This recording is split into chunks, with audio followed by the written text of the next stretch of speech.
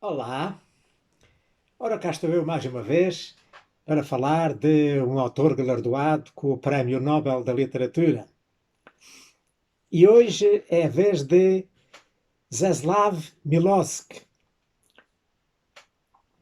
Ora, Czeslaw Milošević foi um poeta, romancista e ensaísta de língua polaca, nascido a 30 de junho de 1911 em Székelyhely, na Lituânia, quando aquele país ainda pertencia ao Império Russo.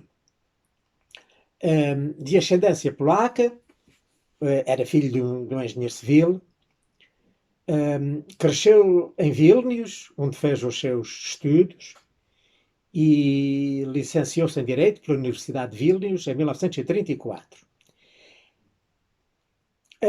Enquanto era estudante, publicou o seu primeiro livro, portanto, uma coletânea de poemas que, que eu não, cujo nome eu não sei pronunciar, em polaco. Portanto, no ano de 1933.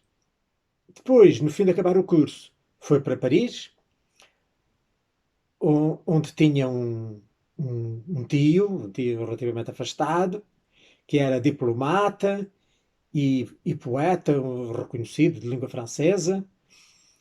Um, e, para além da oportunidade de estreitar laços com o tio, um, permitiu-lhe contactar e absorver as novas ideias estéticas e políticas de vanguarda na capital francesa.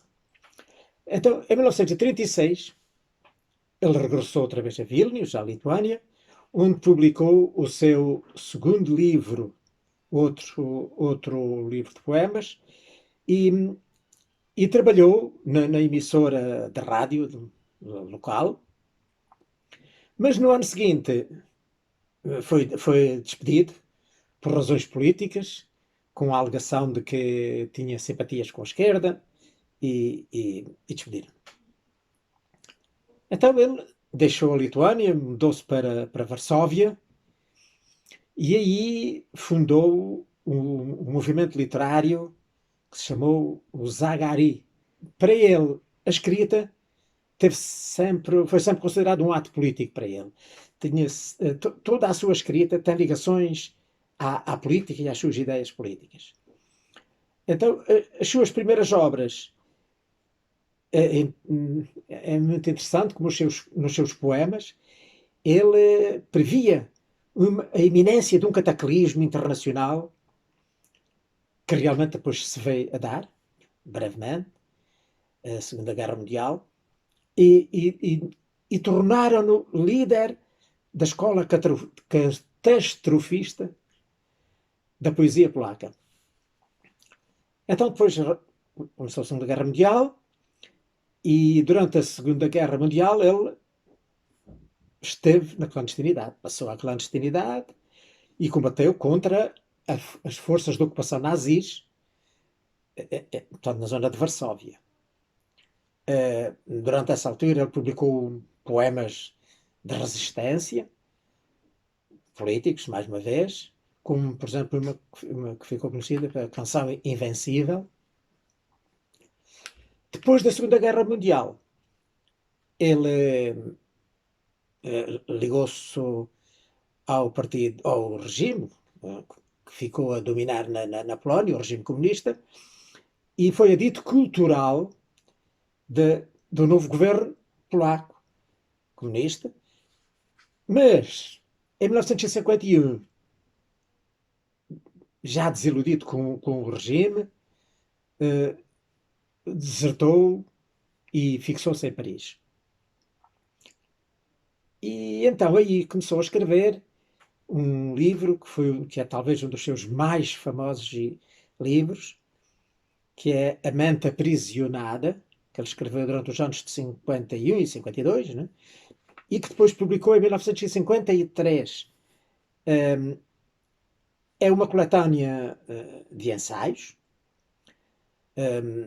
sobre a submissão dos intelectuais polacos ao comunismo, que é hoje considerado uma obra fundamental no estudo do totalitarismo e soviético e de outros totalitarismos, mas que na altura foi muito polémico na data da sua publicação. Depois, se puder, poderei falar um bocadinho mais nesse livro. Entretanto, em 1960, ele emigrou para os Estados Unidos, onde então foi professor durante muitos anos, de literatura polaca na Universidade da Califórnia, de Berkeley. E continuou a escrever então sobre a fragilidade, sobre a crueldade e sobre a corruptibilidade humana. Portanto, os temas foram versando depois os livros que ele escreveu ao longo desses anos, sobretudo ensaios. Depois, em 1980, publicou outro livro também muito importante e muito famoso, que retoma portanto, as teses do A Mente Aprisionada, mas que é sob a forma de romance, é um romance, que é A Tomada do Poder, que eu depois falarei também, porque é um livro que eu tenho andado a ler estes dias. Então, esse romance é sobre a história dos homens e das mulheres que entre 1944 e até ao início dos anos 50, quando ele depois deixou a Polónia, portanto, as pessoas que viveram lá na Polónia e que viveram a destruição que Varsóvia teve primeiro à mão dos nazis, e que depois, com o avanço do exército soviético e da instalação do poder comunista, as transformações que a sociedade enfrentou e simultaneamente subtis, mas brutais, que essa alteração impôs na vida social e individual dos polacos. Mas depois poderei falar mais se tiver tempo. Inclusive, vamos já tentar ver se eu tenho tempo de ler uma pequena passagem. Bem, então é reconhecimento deste seu pensamento humanista e sobre a liberdade, sobre a consciência e o poder do totalitarismo sobre corpos e mentes, portanto, textualmente, nas palavras do Comitê Nobel, foi galardoado com o Prémio Nobel da Literatura, no ano de 1980. Logo a seguir à publicação da tomada do poder.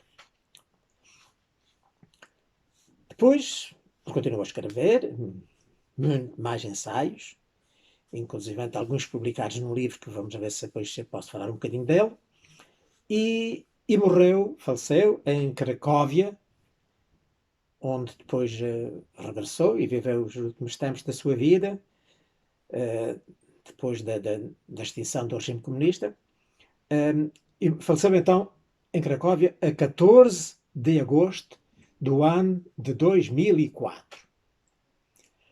Ora bem, depois deste resumo da sua vida e do anúncio das suas principais obras, eu iria então agora tentar falar um bocadinho, já ver sem me alargar muito, para ver se não demoramos muito tempo, sobre algumas das suas principais obras. Ora bem, eu antes de mais começaria, portanto, aqui por o primeiro livro que eu aqui tenho. Eu tenho, são 4 livros do Milosz, e vamos começar por este. Por este aqui, que foi um livro que se chama Alguns Gostam de Poesia, que é uma antologia de poesia polaca, com poemas não só do Milosz, mas também da Szymborska, da Wisława Szymborska, outra grande poeta polaca. É um livro interessante porque é bilingue, traz todos os poemas publicados numa página em polaco, não é? E na outra em português. Pronto, daqui não vou ler nada, mas já ficou a saber que existe este livro em Portugal. Não sei se ainda estará à venda, penso que está esgotado, mas pode ser que encontrem. Ora, até iríamos agora falar para o seguinte, que é então o tal que eu já falei, A Minha Intenção, que é um livro que foi publicado em Portugal pela Cavalo de Ferro, e onde estão reunidos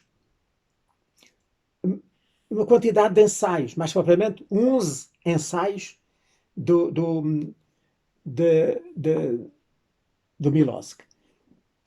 Mas ensaios que envolvem um largo período da sua vida.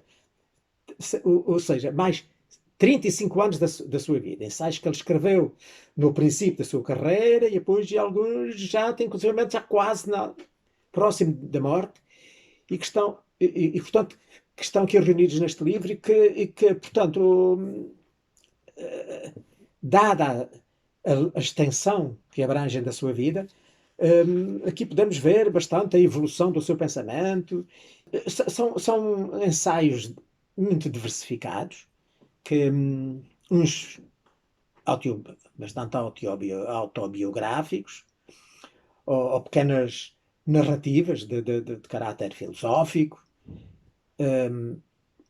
mas no geral todos eles refletem o significado da história, da existência do bem e do mal, da transitoriedade da vida, enfim, da ascensão cada vez mais científica do conhecimento no mundo, não é? E menos empírica, da evolução religiosa, portanto, está a ver, muito variados e muito interessantes.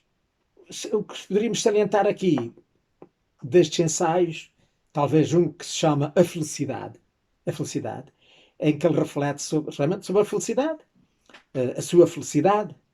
Ele recua até à sua infância e revela como e quando ele foi feliz e até que ponto foi feliz e porquê. Depois, outro ensaio importante que está neste livro, que é Notas sobre o Exílio. É um ensaio onde ele já, portanto, que escreveu, fim de estar muitos anos nos Estados Unidos, e onde ele escreve sobre o exílio, o que o levou a deixar o regime comunista da Polónia e a fixar-se num país de regime capitalista, né, como os Estados Unidos. Portanto, é também interessante, agradável de ler. Outro que eu poderia também salientar é a que se chama A Viagem ao Ocidente, um ensaio, de facto, muito antigo já, que ele escreveu em 1959, onde ele é também bastante autobiográfico, não só dele, mas também biográfico de outras pessoas com quem ele se relacionou portanto, que também depois acaba por ter uma importância histórica, porque todas essas pessoas tiveram um papel na história, na evolução dos acontecimentos ao longo do tempo. Penso que será enfim, não vou dizer mais, talvez os ensaios mais importantes que estão neste livro e que, portanto, se quiserem lê-lo, está editado na Cavalo de Ferro, é relativamente recente e, portanto, ainda está à venda, para ficarem a conhecer bastante do pensamento do Milosevic. Ora, então agora íamos então para as suas duas obras fundamentais. Iríamos começar aqui pela Mente Aprisionada.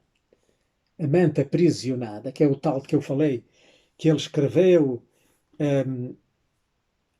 portanto, logo, há muito no início bastante da sua carreira, em 1953, abrange aquele período, não é? Desde 1945 até 1953, depois dele então sair da Polónia, como já vimos, saiu por volta de 1951, fixou-se em França, quando ele desertou do regime, fixou-se em Paris e começou a escrever este livro. E demorou volta de 2 anos a escrever o livro, no ano de 51 e 52, como eu acho que já referi, e foi então publicado em Paris em 1953. Como eu já disse, ele foi um bocado mal recebido, porque naquela altura, em Paris, vivia-se a euforia socialista, as ideias socialistas estavam na berra, e o socialismo que era bom. Eu lembro-me que era também relativamente jovem nesse tempo, e o Partido Socialista francês era importante. O Partido Comunista teve um grande poder na França, nessa altura, e então as ideias socialistas estavam na berra, e ele, neste livro, mostra os males e os contras e o que tem de mau o regime, os regimes comunistas, que ele viveu pessoalmente e na primeira pessoa e sofreu durante aqueles 5 anos em que viveu e teve que engolir muitos sapos e muitas coisas para viver e para conseguir sobreviver e não ser expulso da, da, da Polónia. Portanto, o tema principal que anda à volta da totalidade deste livro, que é a vulnerabilidade da mente no século XX perante as doutrinas sociopolíticas e a sua predisposição para aceitar o terror do totalitarismo em nome de um futuro hipotético. Isto escreveu ele aqui estas palavras na introdução a este livro. O que é que isto significa? Significa que porque é que as pessoas aderem e aderem bastante às ideias comunistas? Há muita gente que adere ainda hoje na berra. Em Portugal não tanto, porque lembra-se que em Portugal estava o regime salazarista portanto, que a PIDE, todos os que tinham ideias mais de esquerda e mais anti-regime iam todos para a cadeia.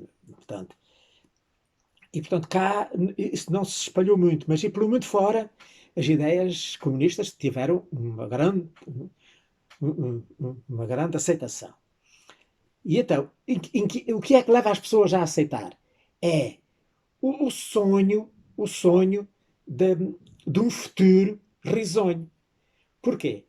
Porque as pessoas aceitam agora sofrer, e sofrer muito, e sofrer tudo o que for preciso, não é verdade?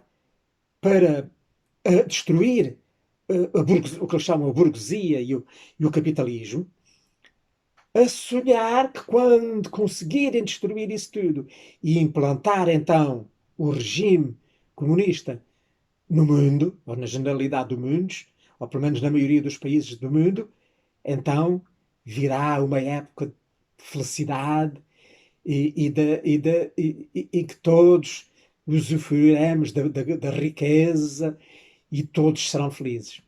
Portanto, este livro tem, sobretudo, três partes. Numa primeira parte, ele cita um romance de 1932 que se chama A Insaciabilidade, de um autor chamado Stanislav Witkiewicz, em que ele, nesse romance, portanto é um romance futurista, não é?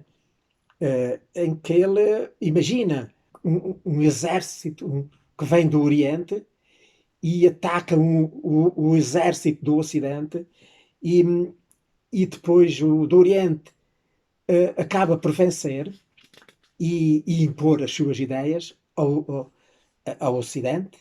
E o interessante é que esse livro, o que é que der? Os ideólogos do Oriente dão às pessoas uma pílula. Todos têm que tomar a pílula multibing. E então todos tomam o multibing e o multibing vai fazendo as suas mentes evoluir e a tal ponto que aceitam as suas teorias, as suas doutrinas e eles implantam o regime, modificando completamente a mente e a maneira de pensar das pessoas. Portanto, ele baseia-se nesse romance para dizer que, de facto, esse romance se concretizou, nomeadamente na Polónia. Né? O multibinguismo, né? Acabou por se implantar no reino, na Polónia e nas outras repúblicas socialistas que o regime comunista implantou. Depois, mais à frente, apresenta uma segunda imagem, que é tirada de um outro livro, que se chama Les Religions et les Philosophies dans l'Asie Centrale, de Gobineau, eh, que é o Catman. Ora, o Catman é, será o conjunto das variáveis que o regime trata, né, para então fazer evoluir e mudar as mentes. É para aprisionar as mentes. Né? A mente aprisionada, para aprisionar as mentes das pessoas. E então há o Catman nacional, o Catman da pureza revolucionária, o Catman estético, o Catman profissional, o Catman cético, o Catman metafísico e o Catman ético. Portanto, todas estas vertentes são tratadas, cada uma em seu capítulo do livro, e ele mostra como os ideólogos do regime vão tratando, sobretudo os intelectuais, porque o povo simples aceita o que os intelectuais lhe enviam, não é? Os intelectuais já que têm que ser convertidos, mentalizados, e então ele discrimina aqui, área a área, cada uma delas, a maneira como os ideólogos comunistas tratam a transformação das mentes dos, das pessoas mais importantes, os professores, os universitários, etc. Os escritores, os músicos, os artistas, está a ver? Depois, então, entra-se numa terceira parte, que é também interessante, onde ele escolhe 4 personalidades reais, cujo nome ele não nomeia, de lá da Polónia, que ele usa como exemplos para mostrar como as suas mentes foram trabalhadas e eles entraram no sistema e acabaram por aceitar e tomar como sua a ideologia do regime comunista. Então, ele chamou-lhes a um o alfa, a outro o beta, a outro o gama e a outro o delta. Tantos nomes de código que lhes atribuiu, mas que, quem sabe, pensando um bocadinho, vê bem quem foram essas pessoas. Portanto, estão a ver, principalmente estas 3 áreas que ele trata neste livro, A Mente Aprisionada, o livro realmente, talvez, eu não diria talvez, é o livro mesmo mais importante dele, e que foi publicado pela Cavalo de Ferro, que é, portanto, a editora que tem estado a editar todos os seus livros, cá em Portugal, atualmente, e que é recente a edição, e por isso está à venda nas livrarias. E iremos então agora, para terminar, ao que eu tenho andado a ler, e que é A Tomada do Poder. Ora, A Tomada do Poder é um romance. Aqueles eram, digamos, ensaios, livros de pensamento, e este é um romance, é um livro, portanto, de ficção. Mas no fim de contas, é o mesmo tema, desenvolvido agora aqui, sob a forma romanesca, que está na Mente Aprisionada. Portanto, não vou agora repetir-me outra vez e dizer o que já disse. Por isso, o que é que vê? Neste livro, ele pega num personagem, que é o Piotr, que era portanto, um intelectual polaco, que depois vive antes da Segunda Guerra Mundial, antes da invasão da Polónia pelos nazis, né, pelo regime do Hitler, e na altura em que a Polónia lutava por a sua independência, pela sua autonomia, e por isso ele viveu aquela época do nacionalismo polaco. Depois viveu a época da invasão de 1939 a 45, em que o país foi invadido pelos nazis e em que ele lutou contra o nazismo e esteve, portanto, na resistência. E depois, com a vinda dos russos, dos soviéticos, que vieram e tomaram conta do poder, expulsaram os nazis e contribuíram, juntamente com os países, com os regimes ocidentais, para a queda e a extinção do regime nazi e o fim da Segunda Guerra Mundial, mas tomaram conta da Polónia e implantaram o regime comunista na Polónia. Portanto, está a ver, na prática é a transplantação para a ficção da sua própria vida, da sua própria experiência. Ele, no fim de contas, este Piotr, se calhar, é romanceada a sua própria vida, ou a vida de um qualquer outro intelectual polaco cuja mente foi tratada pelo regime da forma como eu já expliquei. Portanto, eu não vou adiantar muito, vou só, talvez, ler aqui uma passagem que explica exatamente isso.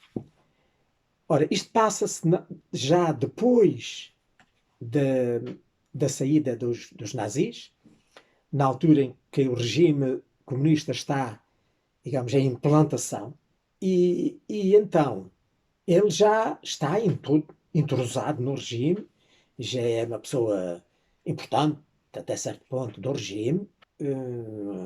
Voltando atrás um bocadinho, ele foi levado para um gulag, nunca teve esperanças de sair de lá, essa é a verdade. Mas depois, o regime comunista, o RSS, teve uma ideia, como queria impor o regime na Polónia, não é verdade, e precisava daqueles intelectuais, ele prometeu-lhes que os libertava na condição de formarem um exército para combater os nazis. E então depois ficariam eles a tomar conta da Polónia. Você está a ver? E assim foi. Eles aproveitaram, ele e muitos aproveitaram a ideia, regressaram à Polónia, clandestinamente, porque ainda cá estavam os nazis, lutaram contra o nazismo, expulsaram os nazis e então ficaram, sendo eles, digamos, os chefes, os cabecilhas do novo regime comunista. Mas, como eu já disse, a inteligência, não é, começou a trabalhar e tratou, aliás, já tinha começado a tratar lá no Gulag, as suas mentes, as suas cabeças, a transformá-los, a fazê-los pensadores à maneira comunista e a serem adeptos com muita vontade ou pouca, mas a única maneira deles continuarem no poder e não irem outra vez para os gulags ou não serem expulsos para o Ocidente da sua querida pátria, era aceitarem. E eles acabaram, pouco a pouco, por se autoconvencer de que realmente o regime era bom e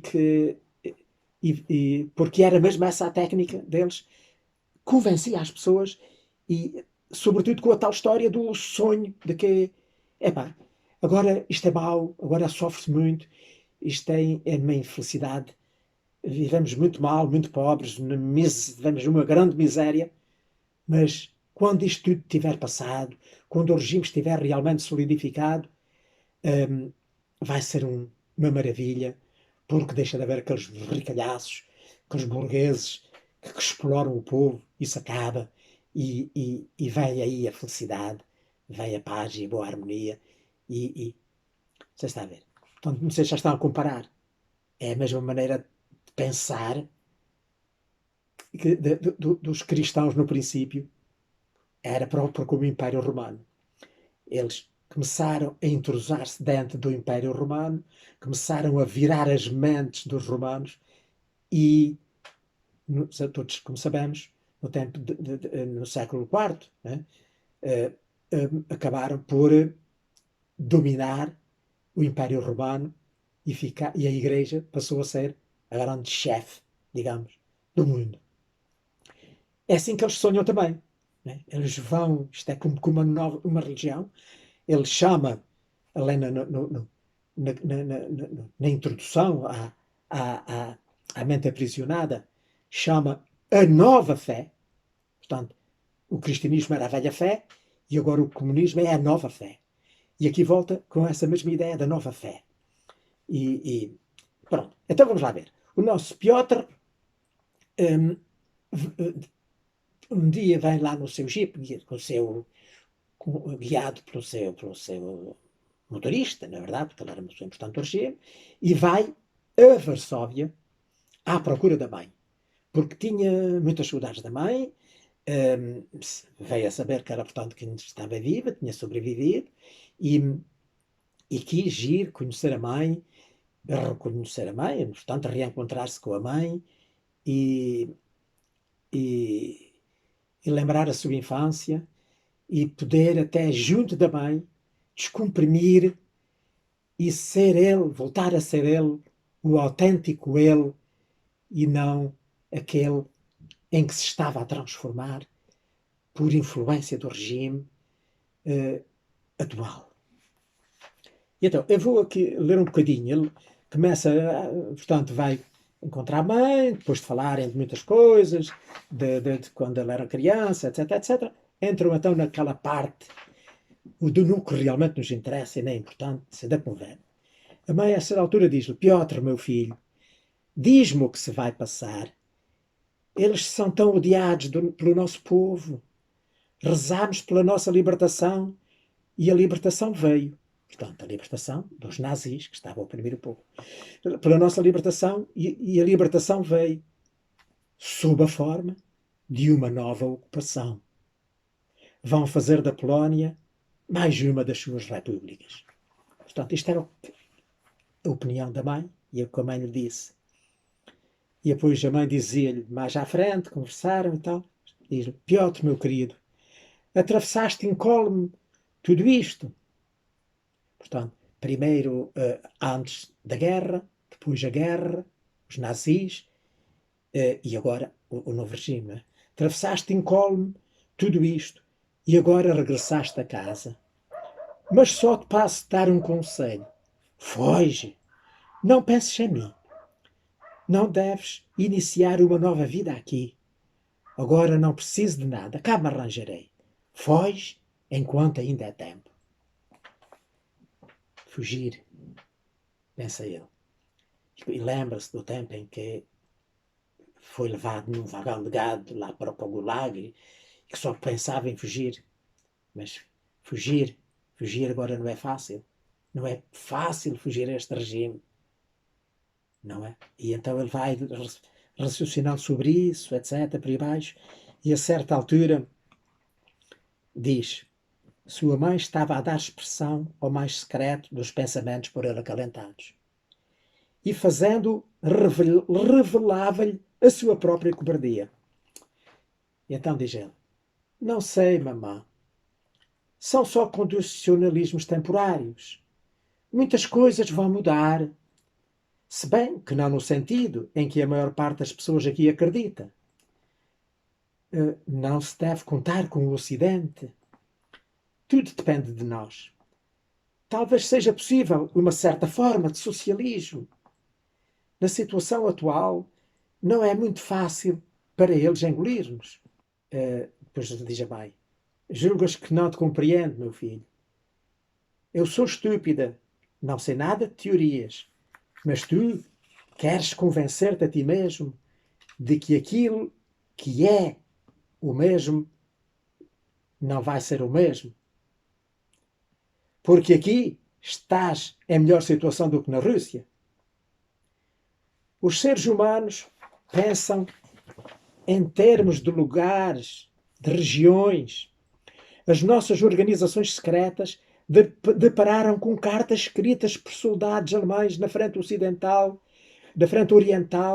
para as suas famílias. Amaldiçoavam o país, acusando-se de assassinos e de atrocidades, e suspiravam pelos seus cortinados de rede e vasos de flores. Contudo, eles próprios cometeram assassínios e praticaram atrocidades. O lugar, a região, devem ter sido responsáveis. Mas o que é que se há de fazer, minha mãe?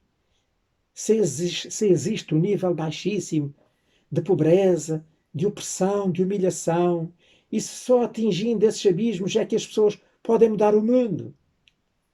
O que nos rodeava antes da guerra aparece-me agora como fútil, instável e superficial. Oh, não sei o que é pior. Se esse passado ou o férreo presente dos comunistas. Tento compreender e não consigo. Lá transformaram-no numa horrível paródia de si mesmo. E agora toda a Europa faz jus à sua mercê. É forçoso que um dia saia qualquer coisa de novo de tudo isto. E a boca da mãe, endureceu. E diz ela: o que se inicia baseado numa mentira será sempre mentira. Ora, não sei se me leram, se me entenderam, se eu escolhi a parte importante, se li bem o suficiente. Mas estão a ver, aqui ele, no seu íntimo, ainda pensa que se calhar está a ir pelo mau caminho. Mas, por outro lado, já está muito convencido de que se calhar não é mau caminho. Porque pelo outro regime há tanta pobreza, tanta miséria, tanta desgraça. E aqui há ao menos uma esperança de que num dia a miséria acabe, a desgraça acabe. Estamos no século XXI. Uma grande parte dos regimes comunistas caíram, outros nasceram, outros cresceram, mas atualmente parece que estão bastante mais desacreditadas as teorias comunistas. Mas continua a haver muitos comunistas e muitos crentes, e a ideia continua neste mundo. Portanto, vamos ver como isto evolui. Atualmente estamos outra vez a entrar muito numa de radicalismos, uns muito para a direita, outros muito para a esquerda, sobretudo por culpa dos regimes que nos têm governado, os regimes mais de centro, mais moderados, que não se têm revelado eficientes. Vamos ver no que dá. Oxalá não venhamos a cair em Portugal e em muitos países de novo em ditaduras, sejam eles de esquerda, sejam eles de direita, como há nesse mundo. Há ditaduras de esquerda e há ditaduras de direita. Deus-nos livre que nós venhamos a cair outra vez numa ditadura, como no tempo do Salazar, de má memória. Bem, eu não vou continuar mais, não se começa a conversar, nunca mais me calo. Por hoje é tudo, fico-me por aqui, espero que tenham gostado, que fiquem com vontade de ir ler os livros que estão disponíveis do Milosevic. E pronto, pá, brevemente cá estarei com um novo vídeo sobre um outro autor vencedor de um prémio Nobel. Passem muito bem e até à próxima!